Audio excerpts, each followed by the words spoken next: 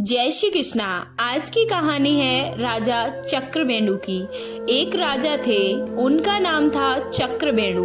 बड़े ही धर्मात्मा थे। राजा जनता से जो भी कर लेते थे सब जनहित में ही खर्च करते थे। उस धन से अपना कोई भी कार्य नहीं करते थे। अपने जीविकोपार्जन हेतु राजा और रानी दोनों खेती किया करते थे। उसी से अपना गुजारा करते थे। उससे जो भी पैदावार हो जाता था उसी से अपनी गृहस्थी चलाते थे, अपना जीवन निर्वाहन करते थे। राजा रानी होकर भी वे बड़े ही साधारण रहते थे। साधारण से वस्त्र और साधारण सात्विक भोजन करते थे। एक दिन नगर में कोई उत्सव था तो राज्य की सभी महिलाएं बहुत ही सुंदर सुंदर वस्त्र और बेशकीमती गहने धारण करके आईं। और जब रानी को उन्होंने साधारण वस्त्रों में देखा तो वह सब कहने लगी कि आप तो हमारी महारानी हैं, हमारी मालकिन हैं, और इतने साधारण वस्त्रों में बिना गहनों के, जबकि आपको तो हम लोगों से अच्छे वस्त्र और गहनों में होना चाहिए। यह बात रानी के कोमल हृदय को छू गई और रानी इसी सोच में पड़ गई। वह दिन तो जैसे तैसे निकाल ली, लेकिन रात में जब राजा रणनिवास में आए तो रानी ने सारी बात बताते हुए कहा कि आज तो हमारी बहुत बड़ी फजीहत बेइज्जती हुई है। आज मुझे बहुत ही शर्मिंदगी हुई है। सारी बात उन्होंने राजा को सुनाने के बाद राजा से कहा कि हमें भी गहने चाहिए। रानी की बात राजा ने बड़े ही शांति से सुनी और राजा ने कहा, तो मैं क्या करूं? मैं एक खेती करता हूं और उससे जितनी कमाई होती है, जो भी मैं कमा पाता हूं, वह घर गृहस्थी में ही खर्च हो जाता है। क्या करूं? प्रजा से आया धन मैं उन्हीं पर खर्च कर देता हूं। फिर भी आप परेशान ना हो महारानी, मैं आपके लिए गहनों की व्यवस्था अवश्य करूंगा।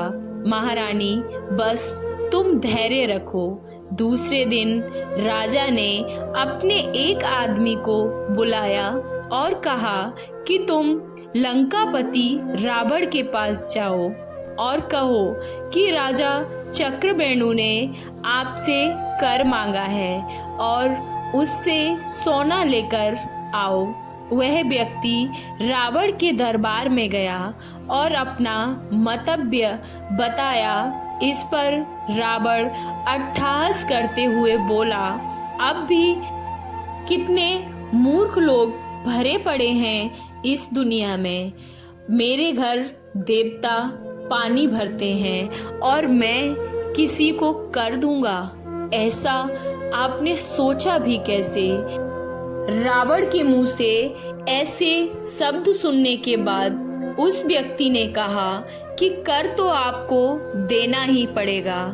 अगर आप स्वयं दे दोगे तो ठीक है। इस पर रावण अत्यधिक क्रोधित होकर बोला कि ऐसा कहने की तेरी हिम्मत कैसे हुई?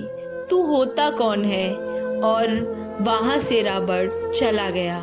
रात में जब रानी मंदोदरी से मिला तो यह कहानी रावण ने महारानी मंदोदरी को बताया, लेकिन मंदोदरी पूर्ण रूपेण एक पतिव्रता स्त्री थी।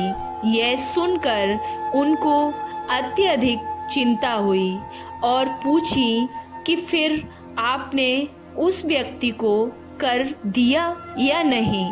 तो रावण ने कहा, क्या तुम पागल हो? मैं रावण हूँ, लंकापति रावण। क्या तुम मेरी महिमा को नहीं जानती? क्या मैं किसी को कर दूंगा? ऐसा असंभव है। इस पर मंदोदरी ने कहा कि महाराज आप कर दे दो, वरना इसका परिणाम अच्छा नहीं होगा। मुझे ऐसा प्रतीत होता है कि इसका परिणाम अत्यंत ही भयानक होगा। मंदोदरी राजा चक्रवेणु के प्रभाव को जानती थी, क्योंकि वह एक पतिव्रता स्त्री थी। रावण नहीं माना। जब वह सुबह उठकर रावण जाने लगा तो एक बार फिर मंदोदरी ने कहा कि महाराज आप थोड़ी देर ठहरो, अब मैं आपको एक तमाशा दिखाती हूँ। मंदोदरी की बात सुन रावण ठहर गया। मंदोदरी प्रतिदिन छत पर कबूतरों को दाना डाला करती थी। उस दिन भी मंदोदरी ने कबूतरों को दाना डाला, और जब सारे कबूतर आकर दाना चुगने लगे तो मंदोदरी बोली, अगर तुम एक भी दाना चुगे तो तुम्हें महाराजा अधिराज रावण की दुहाई है, कसम है। लेकिन रानी की बात सुनकर भी कबूतरों पर कोई भी असर नहीं हुआ, और वह अपना दाना बस यूं ही चुगते रहे। और ये सब रावण बस चुपचाप देख रहा था। मंदोदरी ने फिर रावण से कहा कि देख लिया ना आपका प्रभाव। रावण ने कहा, तू कैसी पागल है, ये तो पक्षी हैं, ये क्या समझेंगे किसी के प्रभाव को। रावण का प्रभाव तो सभी जानते हैं, ये पक्षी हैं, ये नहीं समझेंगे। तो मंदोदरी ने कहा, ठीक है महाराज, अब दिखाती हूँ आपको। और मंदोदरी ने एक बार फिर उन कबूतरों से कहा कि अब एक भी दाना चुना तो राजा चक्रवेणु की दुहाई है, राजा चक्रवेणु की कसम है। अब सारे कबूतर तुरंत दाना चुगना बंद कर दिए।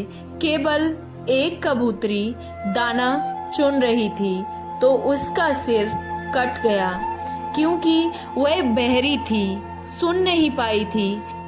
रावण ने अब मंदोदरी से कहा, ये अवश्य ही तुम्हारा कोई माया जाल है। लेकिन रावण नहीं माना और वहां से चला गया। मैं इन सब चीजों को नहीं मानता।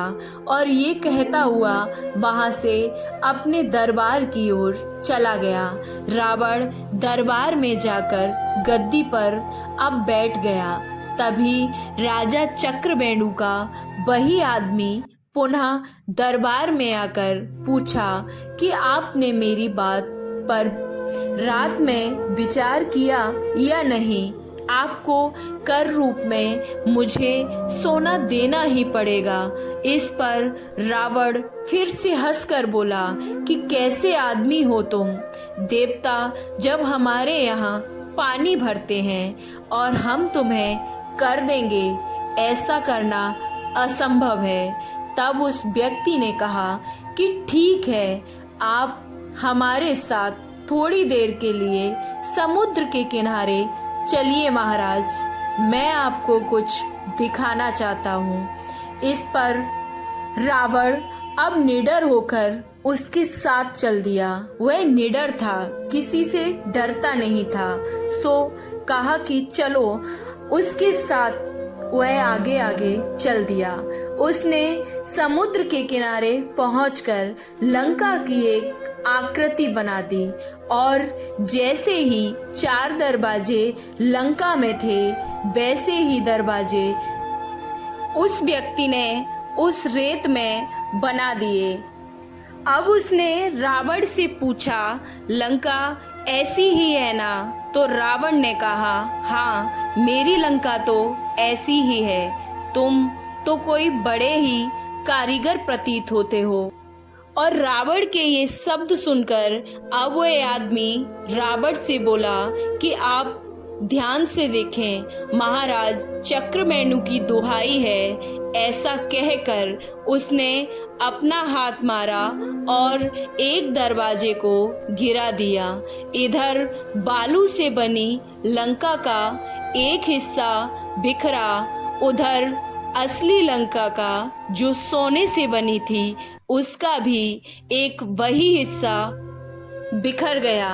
अब वह आदमी बोला, महाराज अब कुछ आपको समझ आया तो आप अब बताइए कि कर देते हो या नहीं, नहीं तो मैं अभी हाथ मारकर आपकी सारी लंका को इसी बालू की तरह बिखेर देता हूँ। रावण उस आदमी की बात सुनकर डर गया और बोला, हल्ला मत कर, तेरे को जितना सोना चाहिए चुपचाप लेकर चला जाए यहाँ से।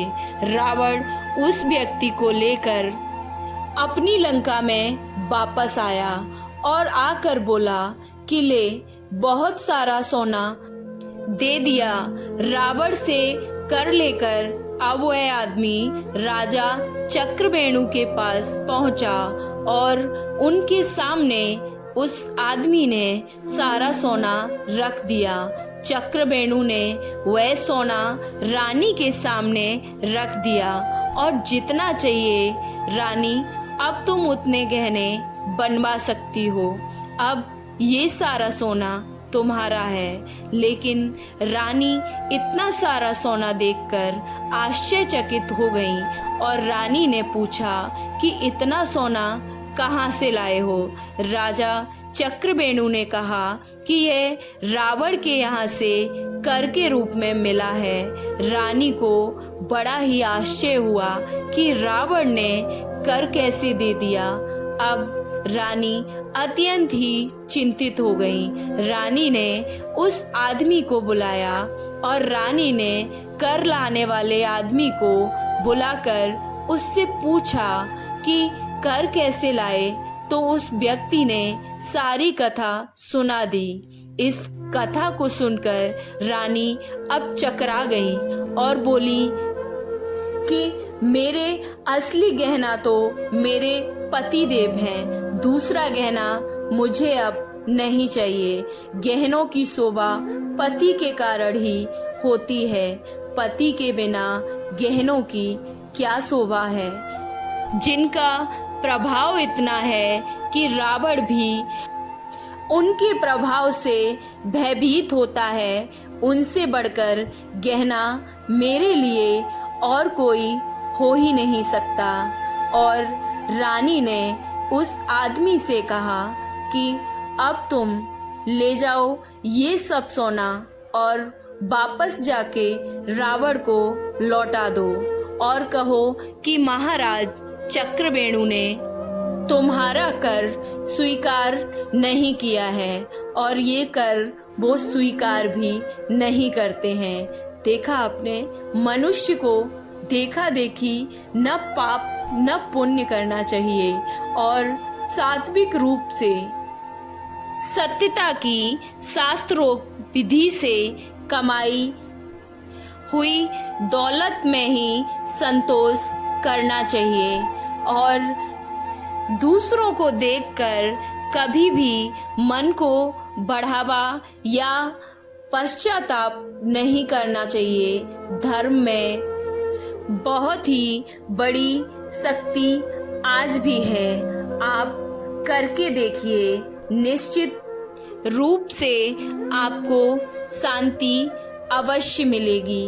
आवश्यकताओं को कम करके देखिए और जो आपकी आवश्यकता है उतना ही खर्च कीजिए, शेष सभी धन परोपकार में लगाइए। भगवान तो हमारे इन्हीं कर्मों की प्रतीक्षा में हमेशा बैठे रहते हैं, मुक्ति का द्वार खोले हुए। किंतु यदि हम स्वयं खुद को नरकगामी बनाना चाहते हैं तो भगवान का इसमें क्या दोष है। आपको ये कहानी कैसी लगी? अगर अच्छी लगी तो कमेंट बॉक्स में जय श्री कृष्णा अवश्य लिखें। वीडियो को लाइक, चैनल को सब्सक्राइब करना ना भूलें। जय श्री कृष्णा, राधे राधे।